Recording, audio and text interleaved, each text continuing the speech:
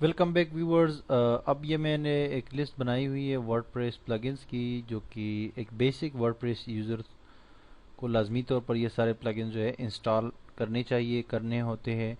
और ये वर्डप्रेस की बस बिल्कुल ये बेसिक लेवल की एसईओ के लिए भी ये बहुत ज़रूरी है। ठीक है, जो 10 प्लगइन्स है इसमें एक all in one SEO plugin है जो कि आपकी तमाम वेबसाइट के होम पेज और सिंगल पोस्ट के लिए मेटा डिस्क्रिप्शन और टाइटल, जो एसईओ का टाइटल टैग होता है वो ऐड करता है, और डिस्क्रिप्शन भी। और योस्ट एसईओ फॉर वर्डप्रेस भी एक प्लगइन है। ये प्लगइन जो है इन दोनों में से आप एक यूज़ कर सकते हैं एक टाइम पर, दोनों एक साथ यूज़ नहीं कर सकते। तो योस्ट थोड़ा सा एडवांस है और ये थोड़ा सा इजी है। योस्ट थोड़ा सा मुश्किल है क्योंकि इसमें अगर कोई चीज़ आपने वो यूज़ की, थोड़ा सा मिस यूज़ किया इसको, तो फिर थोड़ा सा नुकसान भी इसका हो सकता है। और ये तो बिल्कुल नॉर्मल सा है। उसके अलावा गूगल जेमेल साइट मैप्स का एक प्लगइन है जो कि आपके लिए साइट मैप बनाएगा, आप गूगल को सेंड कर सकते हैं ईजिली। और ये जेमेल के एक्सटेंशन में बनी होती है फाइल, जेमेल लैंग्वेज में XML। उसके अलावा एक और प्लगइन है Gemmell site map, Google Gmail site map for images. ये इमेजेस का साइट मैप बनाता है, गूगल को सेंड करता है, तो आपके इमेजेस जो है वो तेज़ी से इंडेक्स हो जाती है गूगल में। गूगल जेमेल साइट में फॉर वीडियोस, ये वीडियोस का साइट मैप बनाता है और वीडियोस आपकी अलग से जो है गूगल में इंडेक्स हो जाती है। रोबोट्स मेटा एक ऐसा प्लगइन है जिसके ज़रिए आप अपनी वेबसाइट के पेजेस को या कैटेगरीज वगैरह को नो इंडेक्स या नो फॉलो, या कुछ खास लिंक्स को नो फॉलो या नो इंडेक्स कर सकते हैं। WP लास्ट मॉडिफाइड एक ऐसा प्लगइन है जो मैंने आपको पहले भी समझाया था। आपके पोस्ट या पेजेस को जब आप अपडेट करते हैं तो ये एक मेटा टैग ऐड करता है जो कि गूगल को ये बताता है या सर्च इंजन को कि ये पोस्ट लास्ट टाइम कब अपडेट हुआ है, इसमें कंटेंट कब ऐड किया गया है। WP सुपर कैशे एक ऐसा प्लगइन है जो आपकी वेबसाइट के लोडिंग टाइम जो है स्पीड में बड़ा ही उसके ऊपर बड़ा ही अच्छा असर डालता है। और जो भी पेजेस होते हैं तो उनको वो एक किस्म से कैश करता है, इसको आर्जी तौर पे वर्चुअली जो है अपने पास सेव करता है। तो वो यूज़र अगर दोबारा आता है ना, तो दोबारा से वो सारा प्रोसेस नहीं होना पड़ता, यानी कि ये जो कैश्ड वर्जन होता है इसके पास सेव होता है, वो उसको शो करता है। तो आपकी वेबसाइट बहुत तेज़ी से ओपन होती है। ये बहुत ही ज़रूरी है क्योंकि वर्डप्रेस एक बहुत बड़ा कम्प्लेक्स प्लेटफॉर्म है। जावास्क्रिप्ट की बहुत सारी फाइल्स होती है, CSS की बहुत सारी फाइल्स लोड हो रही होती है एक साथ, PHP के स्क्रिप्ट्स लोड हो रहे होते हैं, थर्ड पार्टी चीज़ें प्लगइन्स होते हैं। तो इस सूरत हाल में आपके लिए एक सब प्लगइन ज़रूरी है जो कि आपकी सारी चीज़ों का थोड़ा सा मतलब इन सब चीज़ों को थोड़ा सा ईजी करे। उसके लिए ये बेस्ट प्लगइन है। WP Smush.it ये इमेजेस को ऑप्टिमाइज़ करने का प्लगइन है, इमेजेस का साइज़ जो है कम करता है, कंप्रेस करता है। शेयरaholic ये जो है रिलेटेड कंटेंट और सोशल मीडिया की जो बटन्स है, आई मीन शेयरिंग की, वो ऐड करता है। तो ये भी रिलेटेड हो गया SEO से। और P3 प्लगइन परफॉर्मेंस ये कैसा प्लगइन है जो कि आपके तमाम प्लगइन्स को देखता है कि वो सारे कैसे परफॉर्म कर रहे हैं। तो अगर कोई प्लगइन ज़्यादा वो ले रहा है, लोड ले रहा है, या ज़्यादा स्पेस ले रहा है या मसला पैदा कर रहा है, तो उसको आपने फिर फौरी तौर पर रिमूव करना होता है ताकि आपकी साइट जो है जाम ना हो जाए, उसमें मसला ना हो जाए। तो ये तमाम प्लगइन जो है आप सिंपली इंस्टॉल कर सकते हैं। और एक और चीज़ मैं आपको जो बताने वाला था वो ये कि ये तमाम फ्री प्लगइन्स है और सिंपल से हैं, और मैंने इन सबको इंस्टॉल किया हुआ है। सबसे अच्छी बात है मैं ख़ुद इनको यूज़ करता हूँ। मैं ये onlineostore.com के डैशबोर्ड पर हूँ। आप देख सकते हैं मैंने ऑल इन वन एसईओ जो है इंस्टॉल किया हुआ है। मैंने जनाब यहाँ पर गूगल जेमेल साइट में for images, Google Gmail site में for videos, Google Gmail site में, उसके अलावा ये देखिए P3 plugin performance profiler, robots meta, शेयरaholic शेयर बटन्स, और ये देखिए WP लास्ट मॉडिफाइड एंड में आपको ये नज़र आ जाएगा WP Smash.it और WP सुपर कैशे। इस प्लगइन की डिफ़ॉल्ट सेटिंग जो है वो सही रहती है।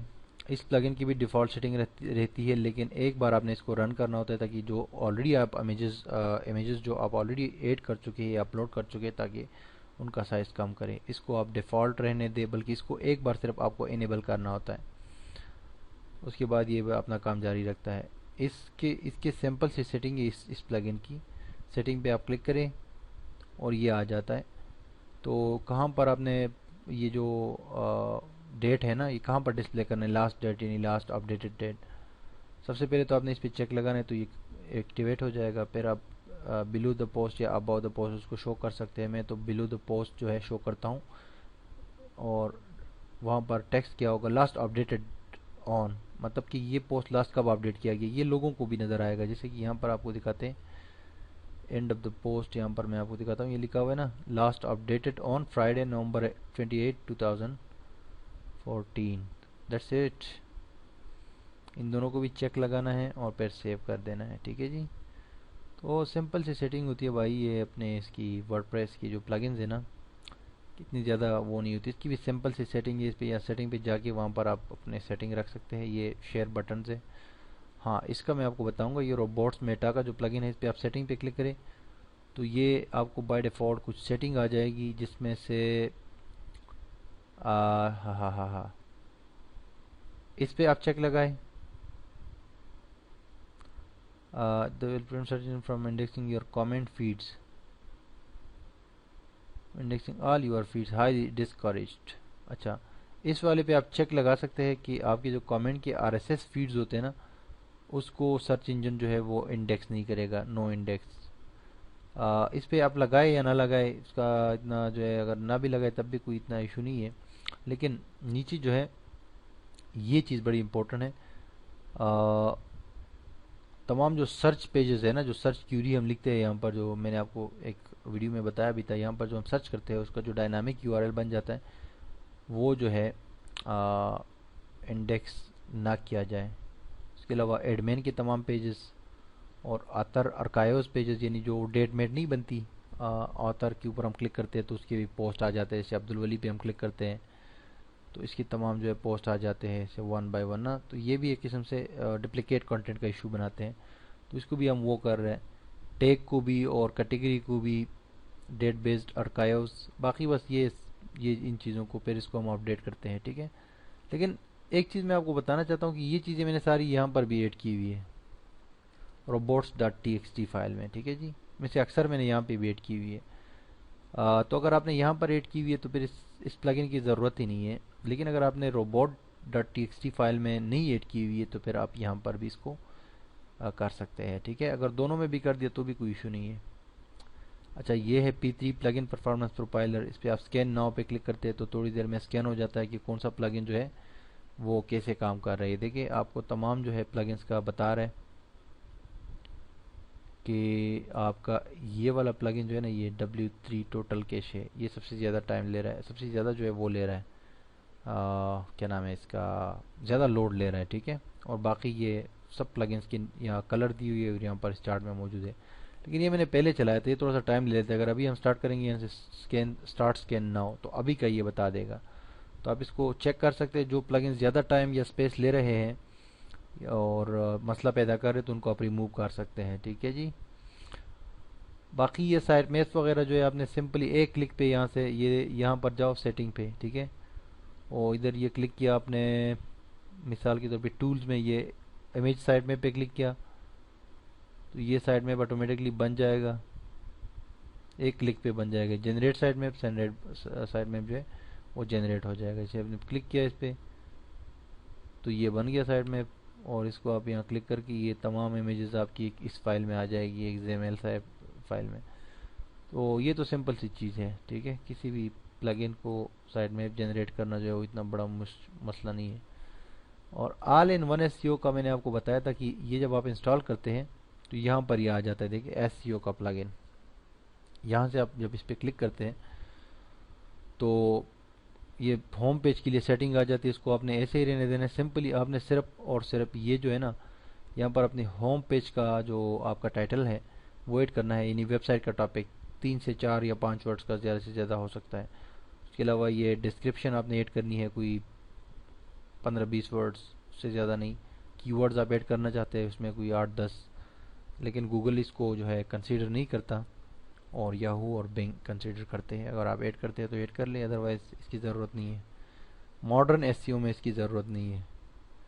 अच्छा, यूज़ कीवर्ड्स बिल्कुल इसको इनेबल कर दें, और ये दोनों भी चेक जो है आप लगा दें। Use text for Meta keywords, dynamically generate keywords for post.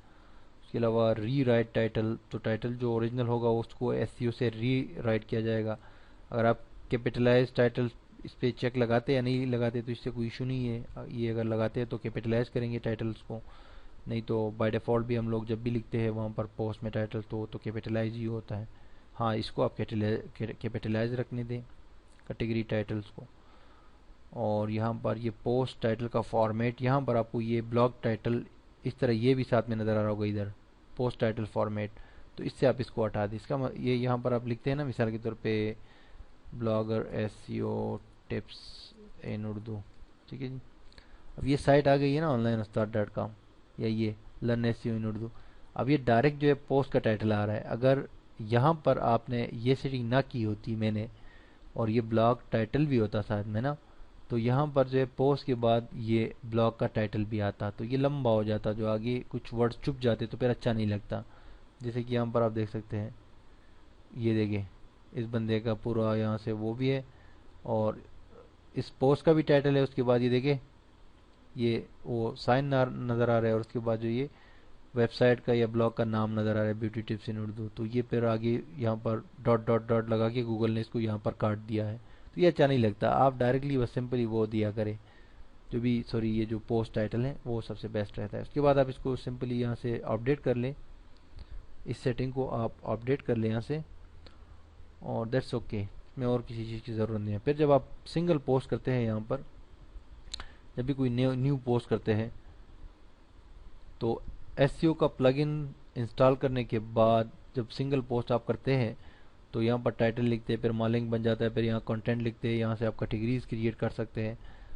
और एंड ऑफ द डे जो है सबसे नीचे आके सबसे एंड में ऑल इन वन एसईओ की ये सेटिंग आ जाती है इस प्लगइन की, जिसमें एसईओ के लिए आपने टाइटल लिखना होता है यहाँ पर। और ये याद रखिए कि यहाँ पर आप काउंटर भी मौजूद है, 50 कैरेक्टर्स तक का आप इसमें लिख सकते हैं। 50 कैरेक्टर से ऊपर ना लिखिए, वैसे तो 60 तक भी लिख सकते हैं, लेकिन ये कि मैं आपको मशवरा दूंगा कि 60 से ऊपर ना लिखिए, और एग्जैक्ट वो करेक्ट वर्ड्स लिखिए जो कि लोग सर्च कर रहे हैं, या जो आपने कीवर्ड रिसर्च की है गूगल कीवर्ड प्लानर टूल के अंदर, तो वही एग्जैक्ट वर्ड्स जो है यहाँ पर लिखे।